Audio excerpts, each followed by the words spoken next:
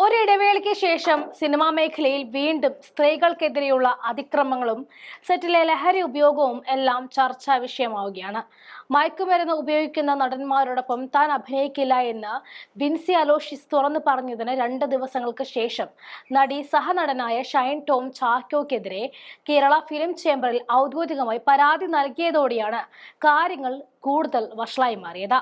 Hotel മുറിയിൽ നിന്നും ഇറങ്ങിയോടുന്ന ഷൈനിന്റെ CCTV ദൃശ്യങ്ങൾ കൂടിയായപ്പോൾ കാര്യങ്ങൾ കുറച്ചുകൂടി കനത്തു. ഈ വിഷയത്തിൽ ഷൈനെതിരെ തുറന്നു പറച്ചിലുമായി എത്തുകയാണ് നടനായ വിനു മോഹൻ.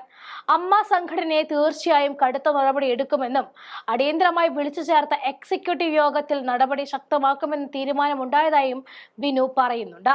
വിഷയത്തിൽ വിനു മോഹനാണ് അന്വേഷണ കമ്മീഷൻ. വിൻസിക്ക് പിന്തുണയുമായി നിരവധി താരങ്ങളാണ് എത്തിയത്. വിനു മോഹന്റെ പ്രതികരണങ്ങളിലേക്ക് പോകാം. ഞാനിപ്പോ ഒരു യാത്രയിലായതുകൊണ്ട് പരാതി എനിക്ക് വായിക്കാൻ സാധിച്ചിട്ടില്ല. ഇന്നലെ ഞങ്ങൾ എല്ലാവരും സംസാരിച്ചിട്ടുണ്ട്. നമ്മുടെ എക്സിക്യൂട്ടീവ് കമ്മിറ്റി മീറ്റിംഗ് ഉണ്ടായിരുന്നു. ആ സമയത്ത് വിൻസിയോട് നമ്മൾ എല്ലാവരും സംസാരിച്ചിരുന്നു ഈ കാര്യം. കാരണം വിൻസി നമ്മുടെ അസോസിയേഷന്റെ മെമ്പറല്ല, അമ്മയുടെ മെമ്പറല്ല. എങ്കിൽ പോലും നമ്മൾ ഈ ഒരു വിഷയം അറിഞ്ഞ സമയങ്ങളിൽ വളരെ കൃത്യമായി സംസാരിക്കുകയും പൂർണ്ണമായിട്ടുള്ള പിന്തുണ എല്ലാവരുടെയും അറിയിക്കുകയും ചെയ്തിട്ടുണ്ട്. അതനുസരിച്ച് ഇന്ന് രാവിലെയാണ് ഒരു റിട്ടൺ കംപ്ലൈന്റ് അമ്മയിലേക്ക് വിൻസി തന്നിട്ടുള്ളത്.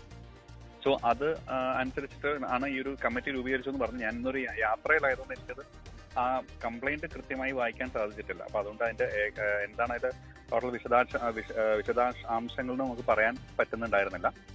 എന്തായാലും ഈ ഒരു കമ്മിറ്റി ഫോം ചെയ്തു തന്നെ അറിയിച്ചു. ഉറപ്പായിട്ടും ഞാൻ എത്തിയ ഉടനെ നമ്മൾ അതിനുള്ള കൃത്യമായ നടപടികൾ എടുക്കും. അത് തീർച്ചയായിട്ടും അതിന്റെ വിശദീകരണങ്ങൾ നമ്മൾ തേടേണ്ട ആവശ്യമുണ്ട്. അതിന് എന്താണെന്നുള്ള നടപടികൾ എടുക്കേണ്ടതും വളരെ പെട്ടെന്ന് തന്നെ ഉണ്ടാവും അമ്മയുടെ ഭാഗത്ത്. ഇപ്പം ഒരു സംഘടന എന്ന രീതിയിൽ തീർച്ചയായിട്ടും ആ സംഘടന പ്രതിനിധീകരിക്കുന്ന ഇൻഡസ്ട്രിയിൽ ഈ തരത്തിലുള്ള ലഹരി ഉപയോഗങ്ങൾക്കെതിരെ ശക്തമായി തന്നെ നമ്മൾ അതിനെതിരെ പ്രവർത്തിക്കണം. കാരണം അത് ഒരിക്കലും ഇത് ഒരു വ്യക്തി എന്ന രീതിയിൽ പോലും നമ്മുടെ സമൂഹത്തിൽ ഉണ്ടാകുന്ന വലിയൊരു വിപത്താണ് അല്ലെ. നമ്മളിപ്പോ ഈ ഒരു കാര്യം കുട്ടികൾക്കായാലും എല്ലാ സമൂഹത്തിൽ തന്നെയുള്ള പലതരത്തിലുള്ള പ്രശ്നങ്ങൾ നമ്മൾ ഓരോ ഡെയിലി ലൈഫിൽ നമ്മൾ കണ്ടുകൊണ്ടിരിക്കുന്നുണ്ട്, ഈ ലഹരി ഉപയോഗം കൊണ്ടുള്ള പ്രശ്നങ്ങൾ.